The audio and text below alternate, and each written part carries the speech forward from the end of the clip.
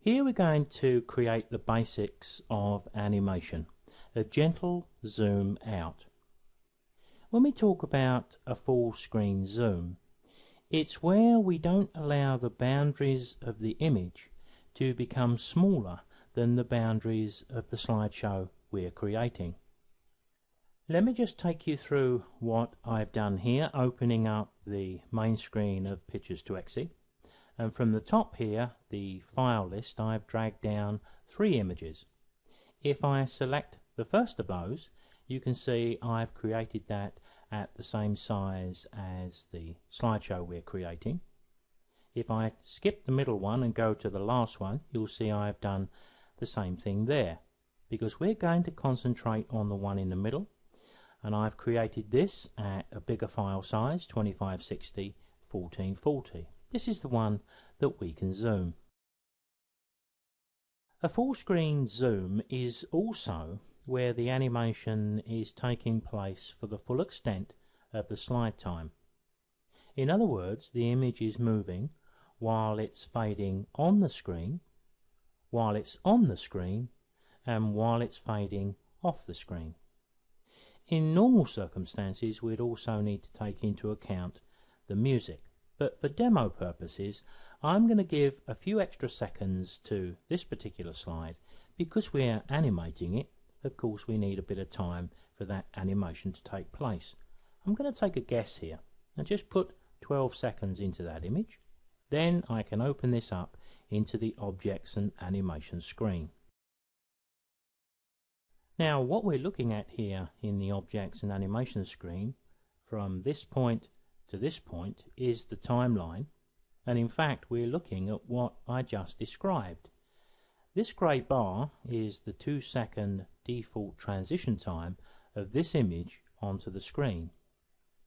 This gap from here to here is the time that it's fully on screen, and this gap from here to here is actually the fade of the next image, but it's the fade, or the transition, which is going to remove this one from the screen.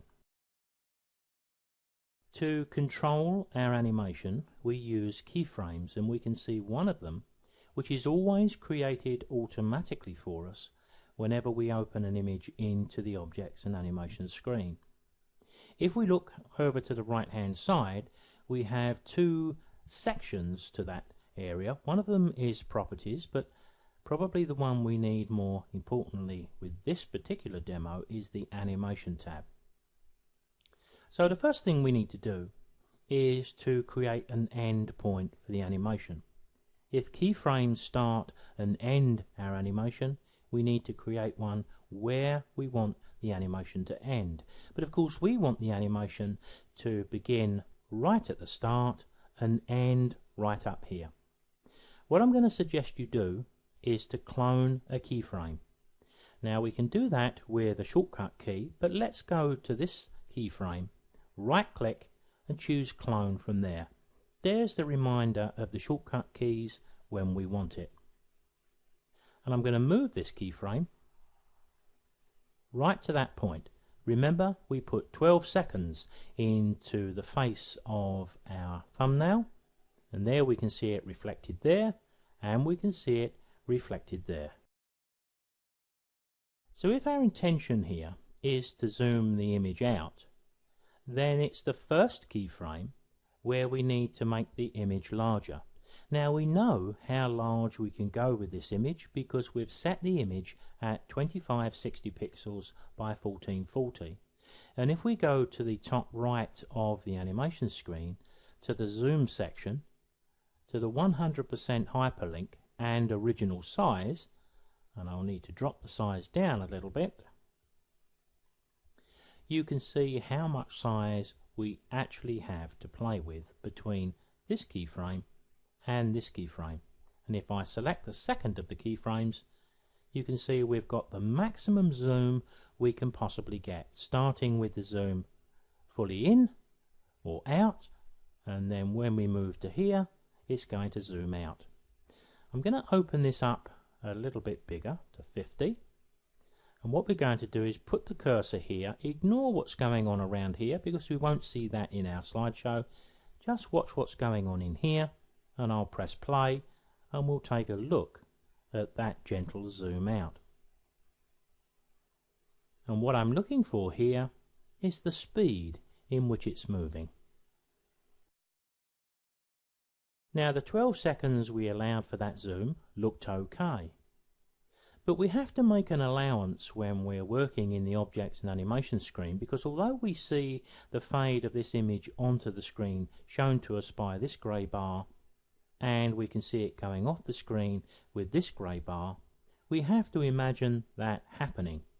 So whenever we create animation like this, it's a good idea sometimes to come out of the objects and animation screen and look at the result in the mini player at the top right. Let me just get that a little bit bigger, make sure I've got the entire image so we can sort of visualize this as a full screen image. So I could put my cursor on the image just before and we can press play, because now we're going to get the extent of the 2-second fade as well. There we can see the image fading on. We can see the movement, which doesn't look too fast and it doesn't look too slow either. Doesn't seem to be on screen too long, so it looks okay so far.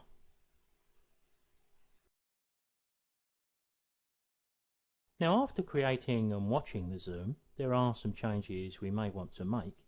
We could, for example, wish to make the fade onto the screen a bit more delicate, in which case we can adjust the transition length either from the little box here or via the timeline. In addition, if the animation was working a little bit faster than we really wanted, then the way to slow it down is to perhaps give it an extra couple of seconds. The longer the animation has to run its course, the slower it will be. And if we wanted to speed it up, of course, we could have taken 2 or 3 seconds off. Now what I've done here is gone ahead and just dropped a piece of music into this, because I think it may be useful if we go back to the start here and we just press play and we watch this in its entirety with a bit of music in place. It often makes a lot of difference.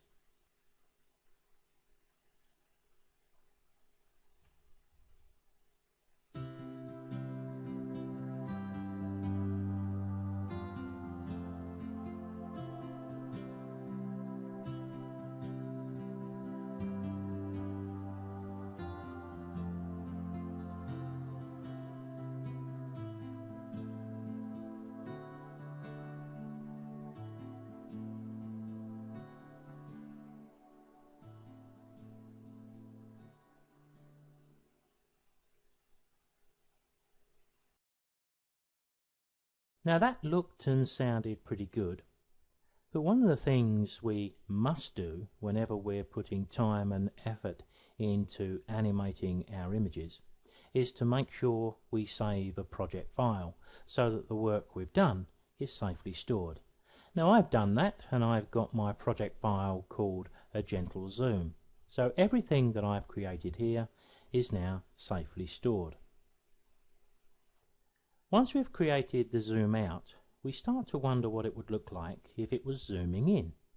Well, let's select the image again, open the Objects and Animation screen, because the quick and easy way to do that is to swap the keyframes over, because this keyframe records the image at its greatest zoom, and this one fitting the slideshow we've created. So if I drag this one up to here for a moment, drag that one to that end, and this one back here, we've got an exact reverse of the process. Let's come out of this screen and I'll just put my cursor just before this and we'll press play and look at that. The sound is going to start a little bit abruptly, but we'll live with that for a quick demo.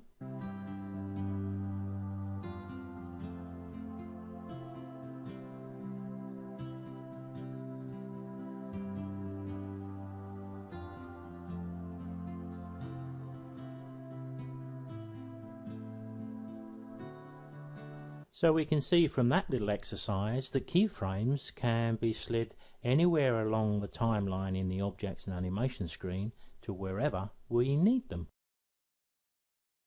We've created quite a nice gentle animation here. What I'm going to do is record this. I'm going to make a slide style. It's a basic piece of animation, but let's get into the practice of creating a slide style. There's the button just below the thumbnail. Click to select that. Let's go to our tools and create the style. Let's create our own category.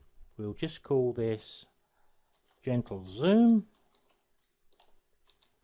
because within that category I could make several different types of zoom, certainly one in and one out. We're now zooming in, so let's call it a zoom in. And what we're going to do is just click create. That's all there is to creating that simple slide style. Now remember, this image is the one that's 2560 pixels by 1440, so if you'll allow me to drag this down a couple of times, 3 times actually, if you can imagine there are 3 different images on another day in another slideshow, created in the same size and format as this one, I can select one of these, 2 of these, or all of them, and I can go to my slide style. I can go to my gentle zoom, select it, either double click it or highlight it and click apply, and I've now got a zoom exactly the same as this one on all 3 of those. If I just take you to one of those and we go to the objects and animation screen, there you can see it. There's the next one. So slide styles can save us a whole heap of time, because we can add them to one image or 100 images in one go.